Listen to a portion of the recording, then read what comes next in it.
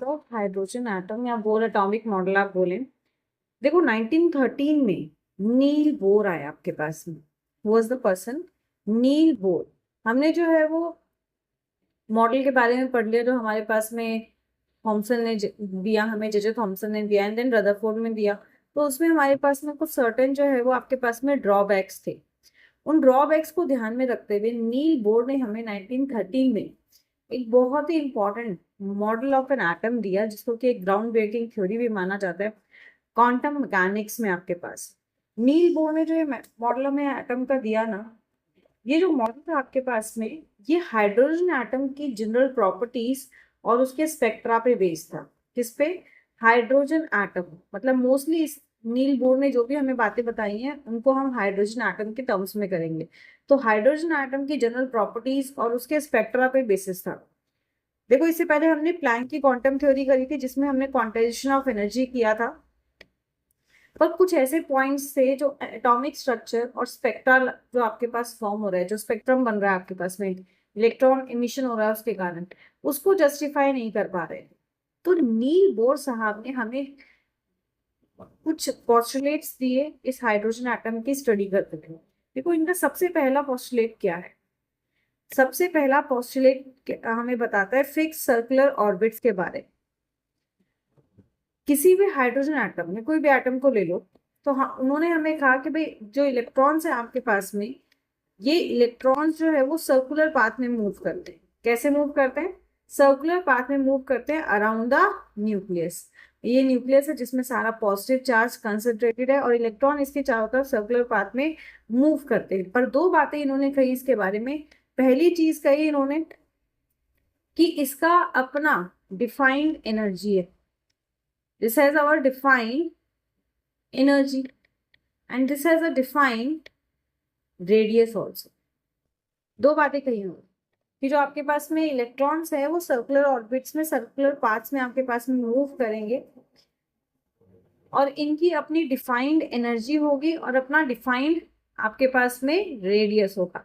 That means what? कि जब तक इलेक्ट्रॉन मूव कर रहा है उसमें, electron remains in a particular orbit, जिस सर्कुलर पाथ में उसी में रहेगा, इट डज नॉट लूज और गेन एनर्जी। ये किसी भी तरह की एनर्जी को ना ही लूज करेगा और ना ही गेन करेगा। और ये जो सर्कुलर ऑर्बिट्स है इन्हें स्टेशनरी स्टेट कहा गया इनकी, या इनको कहा गया आपके पास में ऑर्बिट। जो सर्कुलर पाथ्स हैं दे वर टर्म्ड एज ऑर्बिट। समझ में आई बात? तो अराउंड द न्यूक्लियस हमारे पास में क्या है? इलेक्ट्रॉन रिवॉल्व कर रहा है अपनी एक डेफिनेट एनर्जी में, डिफाइंड उसकी अपनी एक डेफिनेट एनर्जी है आपके पास में, डेफिनेट रेडियस है जिसमें ये मूव कर रहा है आपके पास, जिनको कहते हैं हम ऑर्बिट्स। और ये जो ऑर्बिट्स हैं ये कंसेंट्रिक होते हैं। कैसे हैं? कंसेंट्रिक, मतलब सबके लिए एक ही सेंटर है, दैट इज आर न्यूक्लियस। तो ये कंसेंट्रिक होते हैं। समझ में आ गई बात? देखो इस तरह से इन्होंने कहा कि आपके पास में न्यूक्लियस के चारों तरफ सर्कुलर पाथ, आपके पास न्यूक्लियस के चारों तरफ सर्कुलर पाथ है आपके पास में, और इस पाथ पर आपका इलेक्ट्रॉन जो है वो सर्कुलर पाथ पर मूव कर रहा है। पर मूव करते हुए किसी भी तरह की एनर्जी रेडिएट नहीं करेगा, कोई तरह की एनर्जी रेडिएट नहीं करता, ना ही लूज करेगा। This do not radiates energy, मतलब ना ही लूज करेगा और ना ही गेन करेगा। समझ में आ गई बात? क्लियर? और इसी तरह से आपके पास में जो सर्कुलर पाथ है इन्हें कहा गया orbits, and these are stationary states या स्टेबल कंडीशंस आपके पास में। इनको हम n=1 n=2 से रिप्रेजेंट करते हैं, या फिर इनको नाम दिया k l, आगे जाएंगे m n, इस तरह से इनको नाम दिया गया था। समझ में आ गई बात? चलिए बहुत अच्छी बात है। तो अब तक 4-5 बातें कर ली हमने। पहली बात कहता है कि भाई atom has a nucleus.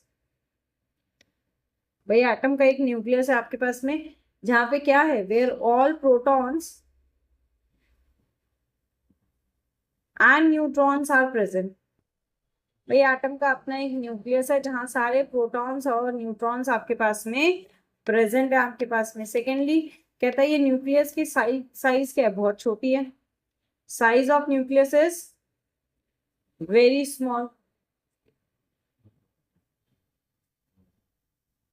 And कहाँ प्रेजेंट है? It is present in the centre of the atom. भाई एटम के सेंटर में ही आपके पास में प्रेजेंट है।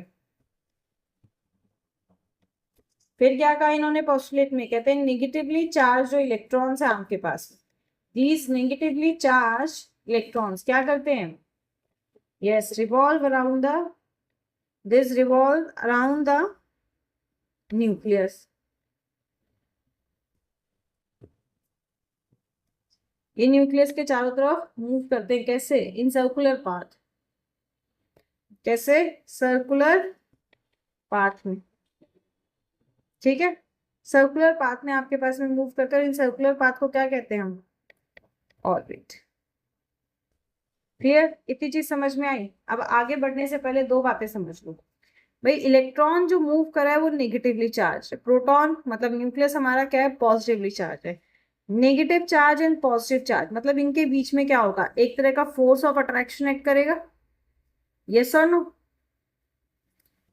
तो there it's a force of attraction. इन दोनों के बीच में आपके पास में एक अट्रैक्टिव फोर्स एक्ट करता है। क्या एक्ट करता है? एक अट्रैक्टिव फोर्स एक्ट। तो आपका जो न्यूक्लियस है दैट इज पॉजिटिवली चार्ज, और जो भी आपके पास इलेक्ट्रॉन है यहाँ पे, इनके बीच में क्या है? Like charges repel each other, like charges attract each other. तो इनके बीच में आपके पास में एक अट्रैक्शन फोर्स है। कैसा फोर्स है? अट्रैक्शन फोर्स है। अब दो चीजें समझने की है। एक तो ये चार्ज पार्टिकल है आपके पास में, आप 12th में जानेंगे। चार्ज पार्टिकल है तो इनके बीच में जो फोर्स एग्जिस्ट कर रहा है दैट इज इलेक्ट्रोस्टैटिक फोर्स। अभी के लिए सिर्फ फोर्स समझना है आपको ये क्या है। इलेक्ट्रोस्टैटिक फोर्स है, इसको कूलम्स फोर्स भी कहा जाता है। दिस इज कूलम्स फोर्स आपके पास। दूसरा, ये सर्कुलर मोशन कर रहा है। कैसा मोशन कर रहा है? सर्कुलर मोशन कर रहा है आपके पास में। That means centrifugal force act कर रहा होगा आपके पास में। तो एक और फोर्स यहाँ पे आपके पास कैसा? Centrifugal force. Centrifugal force. भाई आपके पास इलेक्ट्रोस्टैटिक फोर्स तो दो चार्ज पार्टिकल्स के बीच में जो फोर्स एक्ट करता है उसे कहते हैं, and this is attractive in nature, k Q1 Q2 upon are square. Centrifugal force क्या आपके पास में? जब वो मूव कर रहा है सर्कुलर में तो उसको जो बाहर की तरफ धकेल रहा है that is mv square upon r आपके पास में। तो इलेक्ट्रॉन हमारा स्टैटिकली उसी ऑर्बिट में मूव करता जा रहा है। That means what? That means कि दोनों फोर्स क्या होंगे? इक्वल है। Attractive force towards nucleus will be equal to the centrifugal force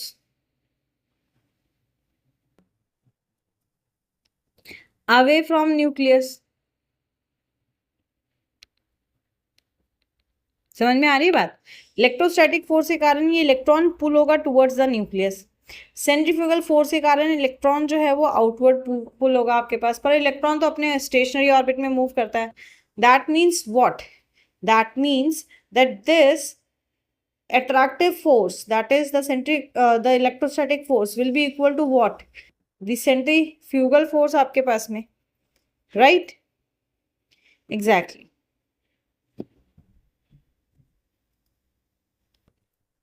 तो हमारे पास क्या आ गया? हमारे पास आ गया भाई के Q1 Q2। ओके वेट, हमारे पास आ गया k Q1 Q2 upon are square is equals to mv square upon r. A very important relation, इसको हम आगे यूज करेंगे न्यूमेरिकल जब आप करेंगे तब आप इसका इस्तेमाल करेंगे। ठीक है, नेक्स्ट बात समझो। कहते हैं इलेक्ट्रॉन जो है वो रिवॉल्व कर रहा है आपके पास में। ये न्यूक्लियस है, न्यूक्लियस के चारों तरफ जो है वो आपके पास में इलेक्ट्रॉन रिवॉल्व कर रहा है। तो क्या इलेक्ट्रॉन कहीं पे भी रिवॉल्व करेगा? नहीं। कहता है इलेक्ट्रॉन कहाँ रिवॉल्व करे? हमें पता है इलेक्ट्रॉन की और जो एनर्जी है आपके पास में वो सेम रह रही है। इलेक्ट्रॉन की एनर्जी क्या है आपके पास में? चेंज नहीं हो रही है, सेम रह रही है। तो energy in orbit, electron energy in orbit does not change over time. भाई समय के साथ में ये एनर्जी चेंज नहीं हो रही है, सेम हो रही है आपके पास में, है कि नहीं? बट उसके बावजूद भी हमने स्पेक्ट्रम पढ़ा तो हमने पढ़ा कि इलेक्ट्रॉन जो है वो आपके पास में हायर से लोअर एनर्जी में जा सकता है या लोअर से हायर में जा सकता है, राइट। तो हमें ये पता है कि इलेक्ट्रॉन जो है वो एक स्टेशनरी ऑर्बिट से दूसरे स्टेशनरी में ऑर्बिट में जा सकते हैं आपके पास में, कैसे? By absorbing energy. कैसे? By absorbing energy. So by absorbing energy, electron can move from a lower to a higher stationary orbit, right? Stationary orbit. अगर वो एब्जॉर्ब करेगा तो लोअर से हायर में जाएगा, और वो रेडिएट करेगा, लूज करेगा तो वो हायर से लोअर में आएगा। पर क्या ये चीज लगातार चलती रहती है? नहीं। क्या ये हर ऑर्बिट के बीच में एक समान होती है? नहीं भाई, ये एक समान नहीं होती और लगातार भी नहीं होती है। ये कैसे होती है भाई? ये जो एनर्जी का ट्रांसफॉर्मेशन आपके पास में होता है दो ऑर्बिट्स के बीच में, ये क्या होता है? ये आपके एनर्जी गैप पे डिपेंड करता है। दो ऑर्बिट्स के बीच का जो एनर्जी गैप है ना, वो हमेशा क्या है? कांस्टेंट है।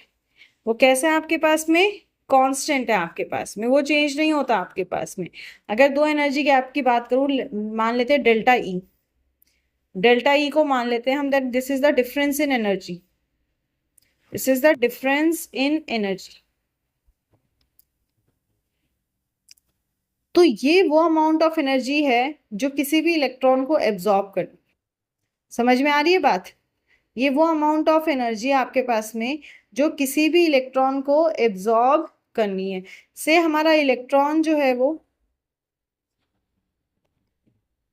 लोअर एनर्जी लेवल ले लेते हैं E1, हायर ले लेते हैं E2। हमारा इलेक्ट्रॉन E1 से E2 में जा रहा है। हमारा इलेक्ट्रॉन क्या आपके पास में? E1 से E2 में जा रहा है आपके पास में। तो आपके पास में कितनी एनर्जी चाहिए उसको? It needs E2 minus E1। कितनी चाहिए? E2 माइनस E1 आपके पास में। समझ में आ रही है बात? दैट इज E2 आपके पास में ले लिया हमने कि भाई फाइनल स्टेट जहां वो पहुंचा, final state, and E1 is the initial state. E1 is the initial state आपके पास में। समझ में आ रही है बात? जैसे आपके पास एक न्यूक्लियस है से, अच्छा शेल, या तो KLMN आप ऐसे लिख सकते हो, या आप लिख सकते हो 1 2 3 4, आप इस तरह से कर सकते हो। तो ये एनर्जी को एब्जॉर्ब करेगा तो या तो K से L में जा सकता है, K से M में जा सकता है, या K से N में जा सकता है आपके पास। या इसका रिवर्स हो सकता है कि भैया एनर्जी लूज करी तो वो M से K में आ गया या L से K में आ गया, और वो एनर्जी हमेशा क्या रहेगी? कांस्टेंट रहेगी। वो एनर्जी क्या रहेगी? कांस्टेंट रहेगी। इसी पे अच्छा बोर में एक और चीज दी थी, बोर फ्रीक्वेंसी रूल कहते हैं। Bohr frequency rule. ना what is Bohr frequency rule? कहता है ये जो आपके पास में इलेक्ट्रॉन एब्जॉर्ब हो रहा है, ये जो रेडिएशन हो रही है आपके पास में, एमिटेड या एब्जॉर्ब पार्टिकल की जो आपके पास में रेडिएशन है दो स्टेट्स के बीच में, this is equals to this frequency of radiation absorbed or emitted is, कहते हैं this is nu equals to del E by h. क्या होता है? E equals to h nu. अब फ्रीक्वेंसी ऑफ रेडिएशन क्या है आपके पास में? जितना उतना एनर्जी को एब्जॉर्ब किया, that becomes what? That becomes del E upon h. So frequency क्या हो जाती है आपके पास में? Frequency is del E upon H, and E can be written as E2 minus E1 upon H, या आप इसको लिख सकते हैं E final minus E initial upon H। This is Bohr's frequency. समझ में आई बात? अब हम बात कर रहे हैं इलेक्ट्रॉन की। भाई इलेक्ट्रॉन एक ऑर्बिटल से दूसरे ऑर्बिटल में जंप कर रहा है आपके पास में, तो कहते हैं भाई एनर्जी आपके पास में क्वांटाइज्ड रहती है। एनर्जी क्या है आपके पास में? क्वांटाइज्ड है। तो कहते हैं इलेक्ट्रॉन का जो एंगुलर मोमेंटम है वो भी क्वांटाइज्ड है। This is called, second postulate आपके पास में, quantization of angular momentum. Quantization of angular momentum का मतलब क्या हुआ आपके पास में? इसका ये मतलब हुआ कि कोई इलेक्ट्रॉन जो है वो आपके पास में वो उन्हीं ऑर्बिट्स में मूव कर सकता है। किन ऑर्बिट्स में? Electron can move in only those orbits where its orbital angular momentum is an integral multiple of NH upon 2π। कहता है अगर आपके पास में जो एंगुलर मोमेंटम है वो इसके इक्विवेलेंट है आपके पास, दैट इज NH अपॉन 2π के, तभी हमारे पास में जो इलेक्ट्रॉन है वो उनमें मूव कर सकता है। दैट इज एंगुलर मोमेंटम क्या होता है? MVR। तो MVR should be equals to NH upon 2π। समझ में आ रही है बात? मतलब हम क्या कह सकते हैं, हमने कहा इसका इंटीग्रल मल्टीपल है, तो स्टेशनरी स्टेट में क्या होगा? It will be NH upon 2π just. Stationary state में उसकी ये एनर्जी आपके पास, इसका कोई इंटीग्रल मल्टीपल की जरूरत नहीं है। एन आपका जो है वो इंटीग्रल नंबर है आपके पास में, H प्लैंक्स कांस्टेंट है, एंड पाई आपको पता है कांस्टेंट है आपके पास में। मतलब आपके पास इलेक्ट्रॉन की अगर n की वैल्यू 1 है तो एंगुलर मोमेंटम क्या हो जाएगा? H upon 2π। n की वैल्यू अगर आपके पास 2 है तो this will be H upon pi. n की वैल्यू अगर आपकी 3 है तो this will B 3H upon 2π। तो H अपॉन 2π के इंटीग्रल मल्टीपल में हमारे पास में इलेक्ट्रॉन रहेगा। तो एंगुलर मोमेंटम हर एक ऑर्बिटल का आप इस तरह से निकाल सकते हैं। समझ में आ गई बात? बहुत बढ़िया। इसी के साथ में हमारे पास जो बोर थ्योरी थी, इससे हमने जो है वो रेडियस एंड वेलोसिटी भी देखनी है इलेक्ट्रॉन की। सबसे पहले हम बात करते हैं रेडियस, कि भाई आपके पास में जो इलेक्ट्रॉन जिन स्टेशनरी ऑर्बिट्स में मूव कर रहा है उनका रेडियस क्या है? Radius of various orbits of hydrogen atom.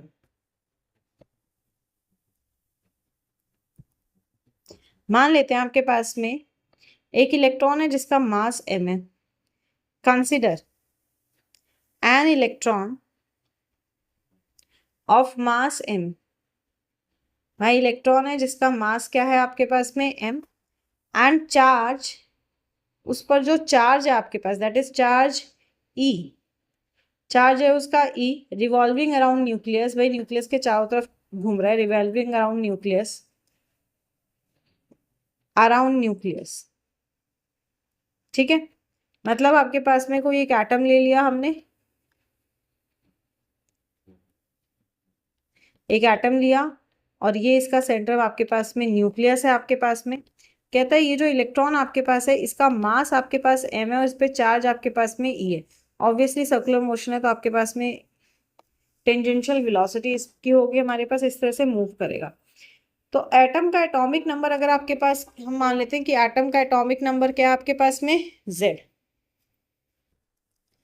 Z is the atomic number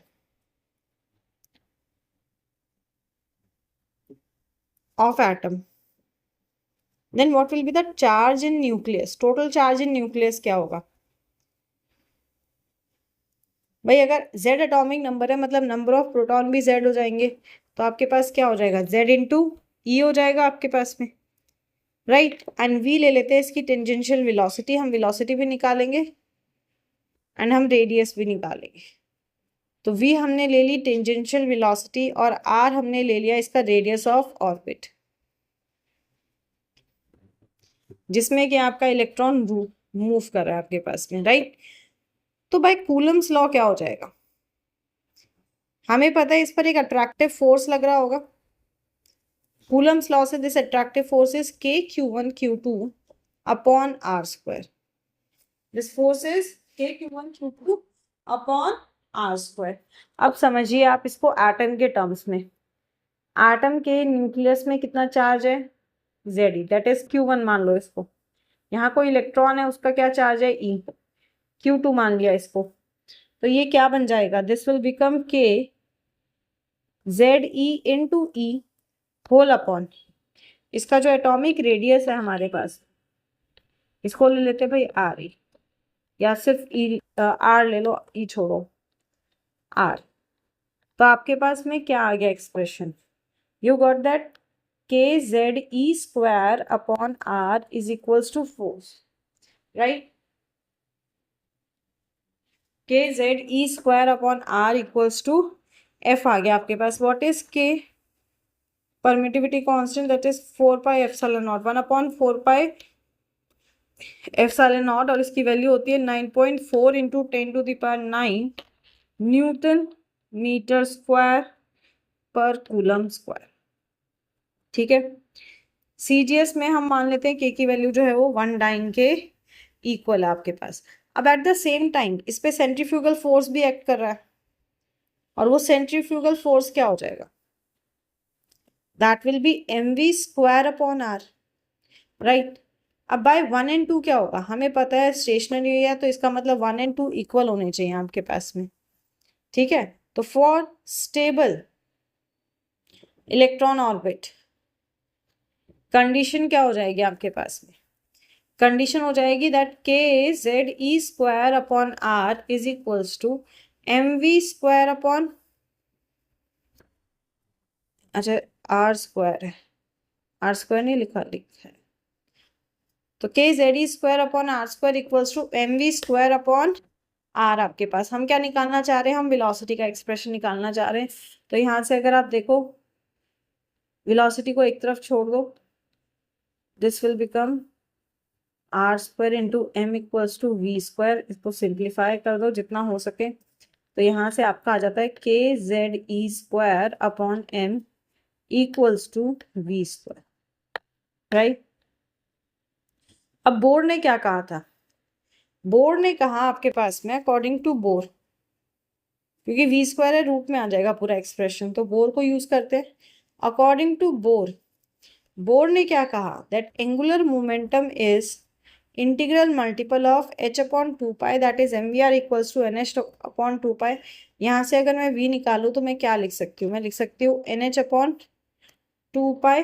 मुझे क्या चाहिए, मुझे r निकालना है, राइट। मुझे क्या चाहिए, मुझे r निकालना है, अच्छा एम आर रह गया, r निकालना है। तो इधर क्या आपके पास में, इधर आपके पास v स्क्वायर, इसको भी स्क्वायरिंग बोथ साइड्स करते हैं, this becomes v square equals to n square h square upon 4 pi square m square r square, right. Now also this 3 and 4 ले लो, तो बाय 3 एंड 4 दोनों v स्क्वायर की velocity है, दोनों को इक्वेट कर सकते हैं। So this becomes k Z E square upon m equals to n square h square 4 pi square m square r square, ठीक है। अब क्या करो भाई, अब हमें r निकाल, तो r निकालते हैं, तो r हो जाएगा r स्क्वायर इक्वल्स टू, कुछ खाया, अरे यार कहाँ चला गया, देखो भाई लिखते हुए मैं भी गलती कर सकती हूँ बेटा, बता दो कहाँ गलती दिख रही है आपको।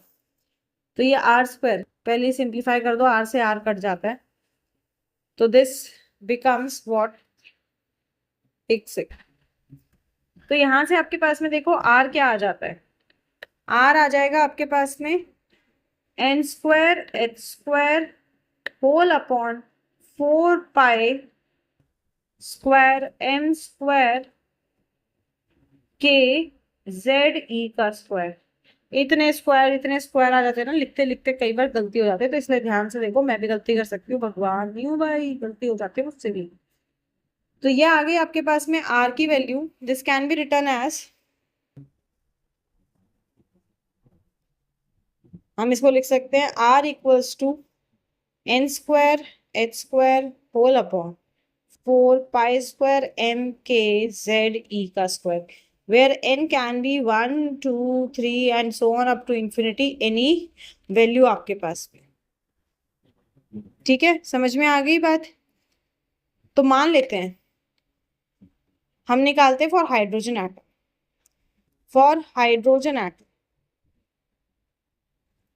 तो हाइड्रोजन एटम भाई एक इलेक्ट्रॉन आपके पास में क्या है, n इक्वल्स टू 1 आ जाएगा आपके पास में, और z की वैल्यू क्या है आपके पास 1, मतलब r नॉट लिख सकते हैं, क्या हो जाएगा, this will be r n square h square upon 4 pi square m k, z की वैल्यू 1 लिख सकते हैं और e की वैल्यू भी 1 होगी तो छोड़ देते हैं,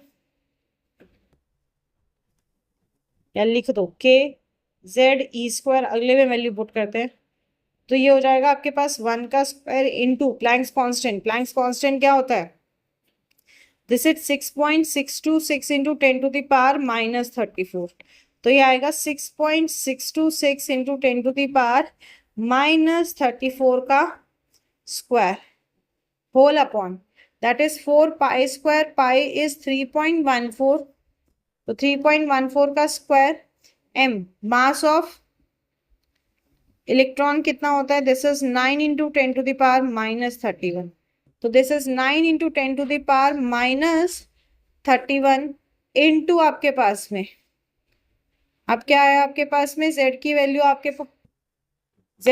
आपके पास में कितनी है, 1 है आपके पास में, and e charge on electron क्या है 1.6 इंटू 10 टू द पावर -19, तो ये हो जाएगा 1.6 इंटू 10 टू द पावर -19 का स्क्वायर इंटू आपके पास बचा k, that is 9 into 10 to the power 9। I hope कोई वैल्यू छूटी नहीं है आपके पास। सो ये आ जाता है आपके पास कैलकुलेटिव वैल्यू, कैलकुलेटर से की हुई है, this is 5.29 into 10 to the power -11 metre. Solve करने की जरूरत नहीं है, वैल्यू एज इट इज आप याद कर सकते हैं, जिसको कि हम लिख सकते हैं 0.529 ही। समझ में आई बात? चलिए बहुत अच्छे। तो फॉर एनी nth ऑर्बिट, अगर आपको निकालना है for nth orbit of an atom, अब हम बात हाइड्रोजन की करनी है, किसी भी उसका दिया हुआ है with atomic number z, atomic number z।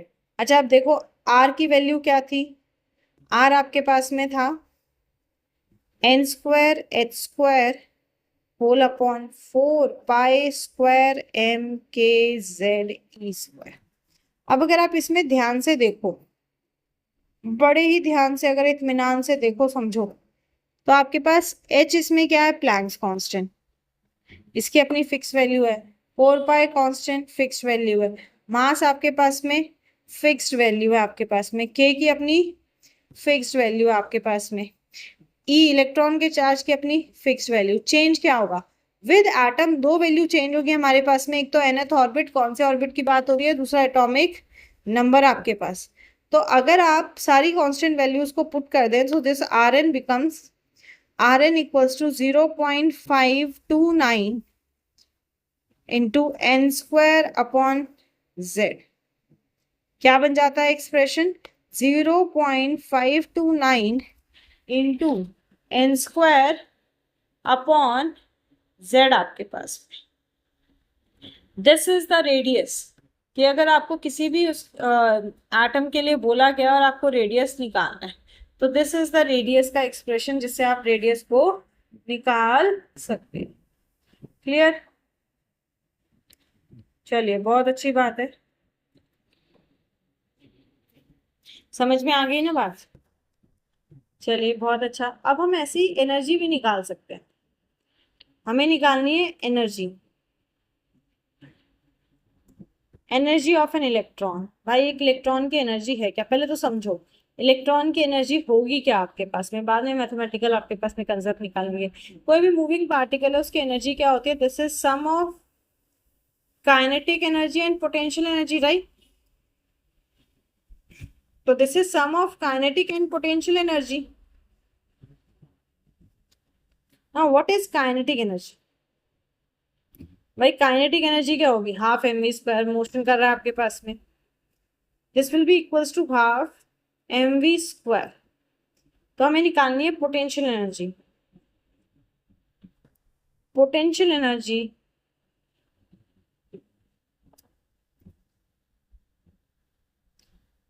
क्योंकि आपके पास में, ये क्या लिख दी, ठीक है, क्योंकि आपके पास में जो है वो स्मॉल चेंज के लिए निकाल रहे, तो this will B Coulombic force, मतलब जो फोर्स ऑफ अट्रैक्शन है, इनटू जो आपके पास में स्मॉल डिस्टेंस है, दैट इज डी आर आपके पास में। मतलब ये क्या आएगा आपके पास, कूलम फोर्स हमने अभी निकाला था K Z E square upon are square D R. अब इंटीग्रेशन में आपको बेटा अलग से करा चुकी हूँ वैसे भी, सो इंटीग्रेशन तो कराया था, पर अगर इंटीग्रेशन जिसको याद नहीं है समझो, this is integration of N X D X is equals to X N plus one upon N plus one. तो यहाँ पे आपके पास में देखो के आपके पास में कांस्टेंट है, बाहर आ गया, जेड एटॉमिक नंबर कांस्टेंट है आपके पास में, and this E is also constant. R square को ऊपर लाते this becomes R to the power minus two D R. तो आपके पास क्या एक्सप्रेशन बन जाता है, this potential energy is equals to, हमारे पास है के जेड ई स्क्वायर बाहर था और R to the power minus two D R, ये है। तो अगर हम करते हैं पोटेंशियल एनर्जी को यहाँ पे, तो आर की पावर माइनस टू है, that is minus two, this minus two plus one is minus one. तो ये बन जाता है आपके पास में that potential energy is equals to K Z E square into, ये आ जाएगा minus one upon R, and this can be written as minus K Z E square upon R. Kinetic energy क्या थी, this was half M V square आपके पास, right. तो total energy अगर हम बात करें, टोटल एनर्जी, टोटल एनर्जी क्या है, potential energy plus kinetic energy. तो ये क्या हो जाएगी, this will be half M V square minus K Z E square upon are, right. अब देखो हमारे पास क्या है, v की वैल्यू नहीं है, हमने v अभी निकाला नहीं, हम v निकालेंगे भी नहीं, हम एम वी स्क्वायर निकालेंगे। समझो हमने क्या किया था, that centrifugal force is equals to coulomb's force, right. Centrifugal was mv square by r equals to K Z E square upon are square. देखो हाफ एम वी स्क्वायर है, तो यहाँ से हम एम वी स्क्वायर की value निकाल लेते हैं, वेलोसिटी अलग से निकालनी है, पर अभी हम यहाँ पे देखो हम वेलोसिटी ना निकाल के, क्योंकि हमारे पास इजीली एम वी स्क्वायर आ जाता है, हमने इसकी वैल्यू निकाल ली। तो this becomes M V square equals to K Z E square upon are, right. So यहाँ क्या लिख सकते हैं, हम लिख सकते हैं this K Z E square upon two R minus K Z E square upon R, और ये क्या बन जाएगा, एलसीएम लेके सिंप्लीफाई कर दो तो बन जाता है के जेड ई स्क्वायर अपॉन टू आर। तो भाई टोटल एनर्जी इलेक्ट्रॉन की किसके इक्वल आ गई है आपके पास में, this equals to minus K Z E square upon two R आपके पास, राइट। आर क्या निकाला था अभी, देखो आर क्या निकाला है, आर आपके पास में क्या आया था, दिस इज आर आपके पास में, इस वैल्यू को वहां पे पुट करते हैं, N square upon H square, यहाँ पे लिख रही हूँ मैं आपके लिए वैल्यू। आर की वैल्यू क्या आई है आपके पास में, आर की वैल्यू आपकी आई थी N square upon N square H square upon four pi square M के जेड ई स्क्वायर। ये हमारी आर की वैल्यू थी जो हम इस एनर्जी के एक्सप्रेशन में पुट करते हैं, ठीक है। समझो तो बहुत आसान चीज है, नहीं समझोगे तो फिर तुम्हें ये बहुत मुश्किल लगती है। तो this total energy becomes what, minus K Z E square whole upon, देखो दिस इज 1/r, तो ये भी रेसिप्रोकेट हो जाएगा, this will become 4 pi square M के जेड ई square whole upon N square N square, right. अब इसमें से क्या सिंप्लीफाई होगा, बस यही होएगा, 2 से 2 कट गया और कुछ तो कटेगा नहीं, तो दिस विल बिकम, मैं कॉन्स्टेंट्स को सबको पहले लिख रही हूँ, 2 pi square M K square Z square और E4 whole upon N square H square. कहाँ पे n1 2 3 कोई भी इंटीग्रल आपके पास में वैल्यू हो सकती है, समझ में आई बात। तो ये जो एक्सप्रेशन है आपके पास में सर्टेन एनर्जीज के लिए, वो एनर्जीज जो इलेक्ट्रॉन के लिए लाउड है आपके पास में, क्योंकि इसमें कुछ फंडामेंटल कांस्टेंट्स है। क्या क्या फंडामेंटल कांस्टेंट्स है आपके पास में, भाई फंडामेंटल कांस्टेंट्स हो गए हमारे पास, 2 पाई स्क्वायर की वैल्यू कांस्टेंट है, m कांस्टेंट है, k कांस्टेंट है, z कांस्टेंट है आपके पास ये ई कांस्टेंट नहीं, ई कांस्टेंट, जेड कांस्टेंट नहीं है, जेड तो आपके पास जैसे जो एटम होगा उसके हिसाब से आपके पास में बदलता जाएगा, so this Z is not constant. बाकी आपके पास ये एन एच स्क्वायर भी कांस्टेंट है, एन भी आपके पास में ऑर्बिटल के हिसाब से बदलेगा हमारे पास कि कौन से ऑर्बिटल की बात हो रही है। तो अगर ये सारी वैल्यूज आप पुट कर देते हैं, सो टोटल एनर्जी कैलकुलेशन के बाद बनेगी -21.8 into 10⁻⁻14 z square upon n square और पर एटम, दिस इज एन अर्थ। अगर आपको इसको जूल में करना है, क्या हो जाएगा, 5 ऐड हो जाएगा, that is -21.8 into 10⁻⁻19 z square upon n square joule per atom. यही एनर्जी अगर आप इलेक्ट्रॉन वोल्ट में निकालें, this will be -13.6 Z square upon N square electron volt per atom. समझ में आ गई बात है ना। और अगर इसको आपको उसमें निकालना हो, क्या कहते हैं, किलो कैलोरी, तो किलो कैलोरी में कैसे लिख सकते हैं आप, किलो कैलोरी में इसको लिख सकते हैं, टोटल एनर्जी इक्वल्स टू, एक कैलोरी क्या होती है, दिस इज 4.18 जूल ना, तो ये हो जाएगा -313.6 Z square upon N square kilocalorie per mole. समझ में आ गई बात। तो ये जो एनर्जी क्या आ रही है भाई आपके पास, एनर्जी क्या आ रही है, नेगेटिव आपके पास, एनर्जी क्या आ रही है आपके पास में, नेगेटिव आ रही है। क्यों, क्योंकि जो एनर्जी इलेक्ट्रॉन की आपके पास में, वो हमेशा, कौन सा इलेक्ट्रॉन है, एमिटेड इलेक्ट्रॉन, ये एनर्जी हमेशा फ्री जो इलेक्ट्रॉन है उससे कम रहेगी आपके पास में, ठीक है, तो इसलिए कम आ रही है आपके पास में।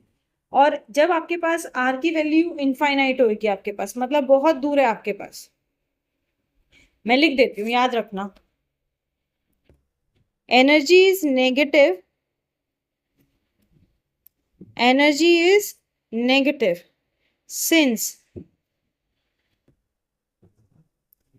energy of electron, energy of electron is less than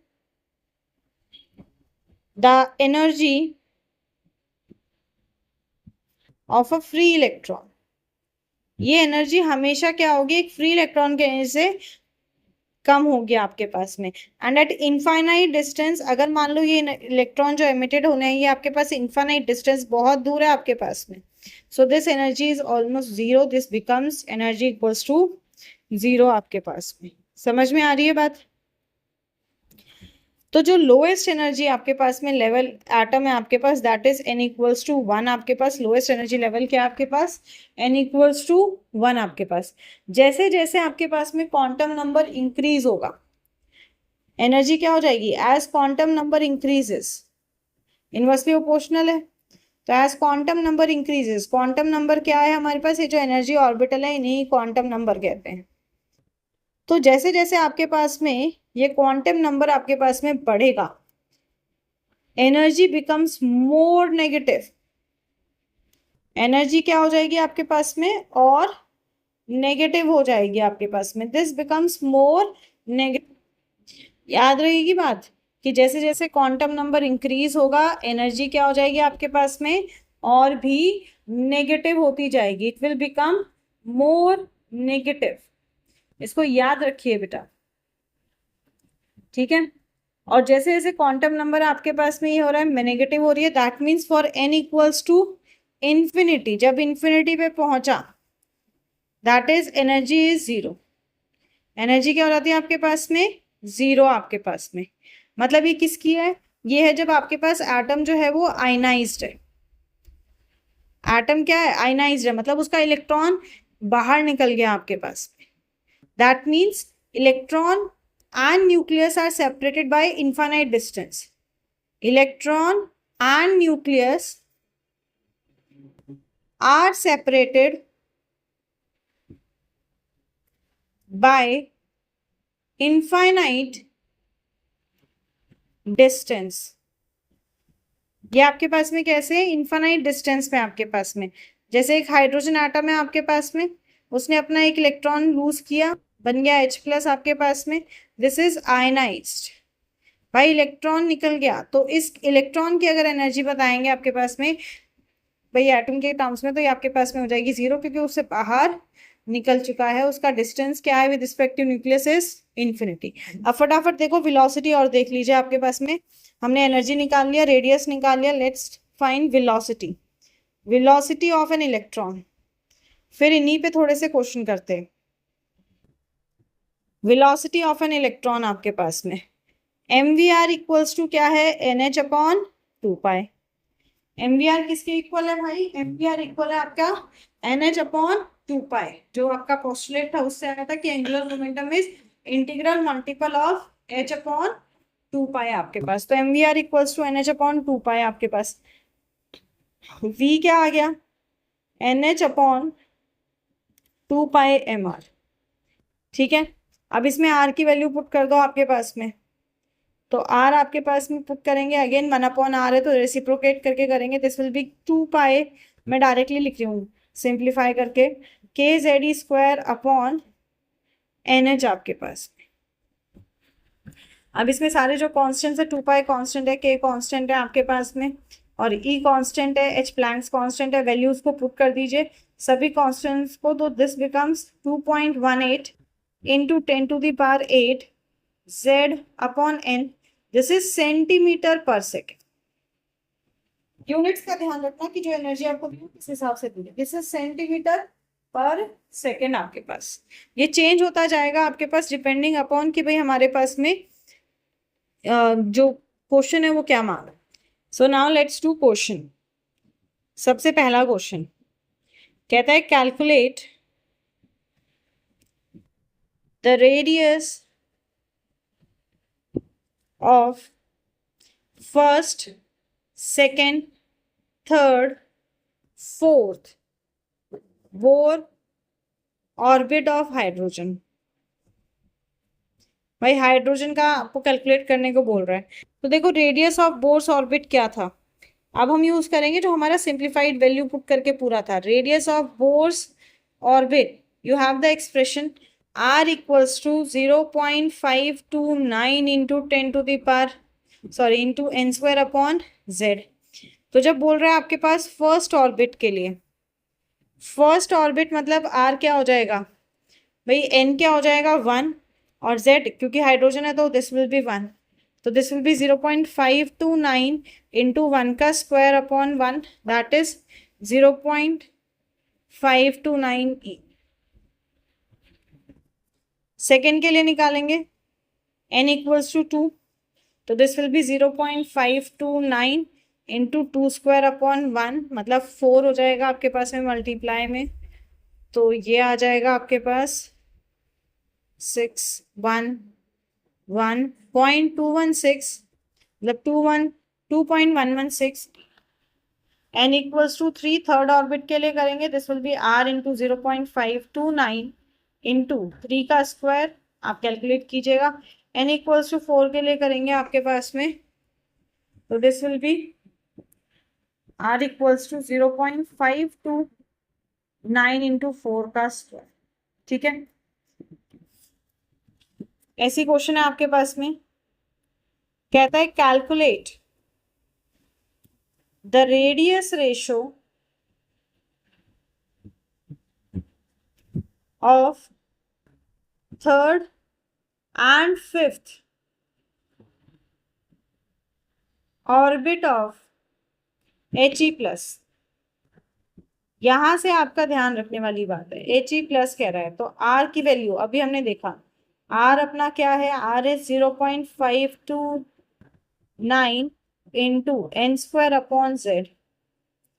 अब हीलियम की बात करें तो for helium, for He atomic number is 2, He का एटॉमिक नंबर क्या है आपके पास में, 2 आपके पास में, तो आपको निकालना है कहता है थर्ड और फिफ्थ का, तो R3 निकालेंगे, that will be 0.529 into 3² upon 2।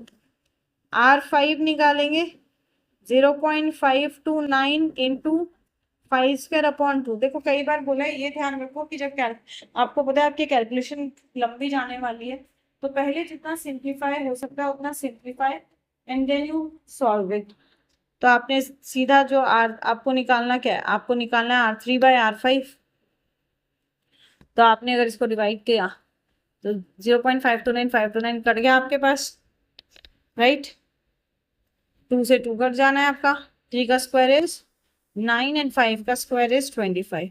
अब ये ध्यान रखना, अगर ये क्वेश्चन एमसीक्यू में है तो ये आपसे R3/R5 मांग रहा है या आपसे R5/R3 मांग रहा है, ये चीज ध्यान रखो। R3/R5 है तो दिस इज 9/25, अगर R5/R3 है तो दिस इज 25/9, इसलिए ध्यान रखने को कहा है, तो ये ध्यान रखना है। नेक्स्ट क्वेश्चन देखो, सेम टाइप, कहता है calculate radius ratio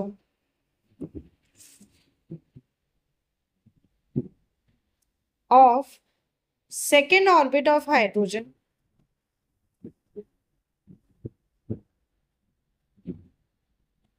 and third orbit of Li2+, lithium 2+ का। देखो हाइड्रोजन का एटॉमिक नंबर इज 1, लिथियम का एटॉमिक नंबर इज 3, हाइड्रोजन का second orbit n equals to 2, third orbit Li2+ का n इक्वल्स टू 3 आपके पास, this will be R equals to 0.529 into 2 का square upon 1, ये आ जाएगा R इक्वल्स टू R' ले लेते हैं, दिस इक्वल्स टू 0.529 इंटू 3 का स्क्वायर अपॉन 3। भाई R अपॉन R' निकालना है, R अपॉन R' निकालना है, this will be 0.529 into 4 upon 0.529 into, ये आ जाएगा 3, सो दिस बिकम्स 4/3। अगेन देख लेना, आपको helium upon sorry hydrogen upon lithium बताना है या फिर लिथियम अपॉन हाइड्रोजन बताना है। समझ में आ गई बात, तो एनर्जी निकालना इज ओके। चलिए बहुत अच्छी बात। अच्छा अब अगर मान लो आपको दे ये नहीं दिया कि भैया ऑर्बिट आपके पास ये है, नेक्स्ट फॉर्म क्या निकालना है, ऐसे ही है, बट आपका क्वेश्चन का तरीका बदल दिया। क्वेश्चन इज कहता है the ratio of radius of two orbits of Li2+ is 1/9, मतलब 1/9। कहता है what would be their nomenclature, what would be their nomenclature, मतलब कि जो आपका शेल है वो कौन सा शेल हो सकता है। ऑप्शन दे दिए K&L, L&M, K&M and K&N। कहता है क्या हो सकता है ये बताओ। ठीक है, अब देखो हमें नहीं पता भाई कौन सा है। मान लेते हैं कि भाई एक ऑर्बिट आपके पास एन एक्स है और दूसरा ऑर्बिट आपके पास एन वाई है। अगर रेडियस फॉर आर एक्स निकालेंगे और दोनों का रेशियो निकालना है, डिवाइड कर देते हैं। This will be 0.529 into, we don't know what is nx का square upon 3 whole upon 0.529 ny का स्क्वायर अपॉन 3। खचाक खचाक खचाक खचाक उड़ा दो। नहीं नहीं नहीं, सॉरी सॉरी, क्या उड़ा दिया मैंने, 3 उड़ाना था। तो दिस विल बिकम व्हाट, कहता है R X upon R Y is equals to N X का स्क्वायर अपॉन एन वाई का स्क्वायर। ठीक है, अब स्क्वायर इधर आएगा, रूट में आ जाएगा। This is N X upon N Y. अब देखो क्या वैल्यू दी है, कहता है रेडियस का रेशियो क्या है, 1:9। So this is under root of 1/9 is equals to N X upon N Y. Simplify कर दो, क्या आ जाएगा, आ जाएगा आपके पास N X upon N Y equals to 1/3। मतलब आपके पास x is 1 and y is 3। Electron 1 से 3 में गया आपके पास में। तो देखो n अगर 1 है तो k शेल, n अगर 2 है तो l शेल, और n अगर 3 है तो m शेल, n अगर 4 है तो n शेल। तो अब आपका कहाँ से गया, आपके पास k से m आपके पास में। सो ऑप्शन क्या होगा आपका करेक्ट, कहाँ चला गया, सी। समझ में आ गई बात। ऐसे ही देखो एक और क्वेश्चन देखो, करना सेम है, बस उसकी लैंग्वेज चेंज हो गई। कहता है calculate the radius of second excited state of Li2+। ठीक है, सेकेंड एक्साइटेड स्टेट का मतलब क्या हुआ, सेकेंड एक्साइटेड स्टेट भाई इलेक्ट्रॉन क्या है फर्स्ट में n इक्वल्स टू 1 में। फर्स्ट एक्साइटेड स्टेट हुई कि ये 2 में पहुंच गया, सेकेंड क्या होगी कि ये कहाँ पहुंच गया 3 में। तो हमें किसके लिए निकालना है, n इक्वल्स टू 3 के लिए। तो R3 निकालेंगे, दैट विल बी 0.529 इंटू 3 का स्क्वायर अपॉन 3। समझ में आ गई बात। So you have to understand किसकी बात हो रही है इसमें, बताओ आप ही। कहता है calculate the radius ratio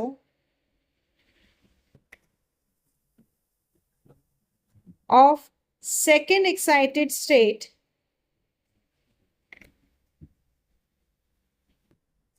of hydrogen and first excited state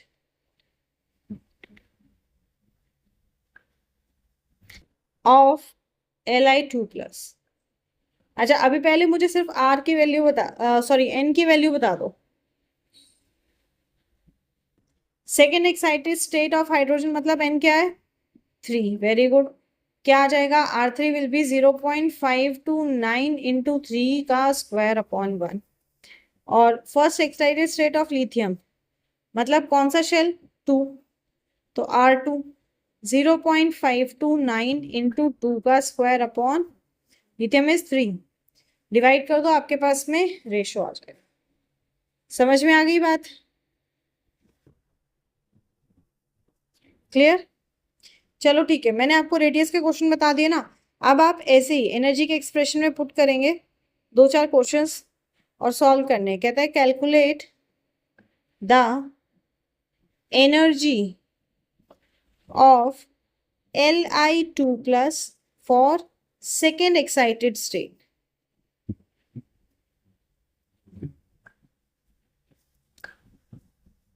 Calculate the ratio of energies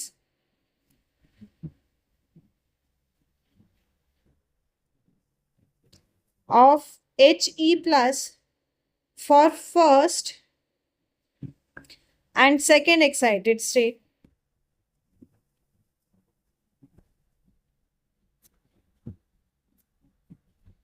वे कहता है इफ पोटेंशियल एनर्जी, बस 3 ही दूंगी ज्यादा नहीं, of an electron is minus 6.8 electron volt in hydrogen atom.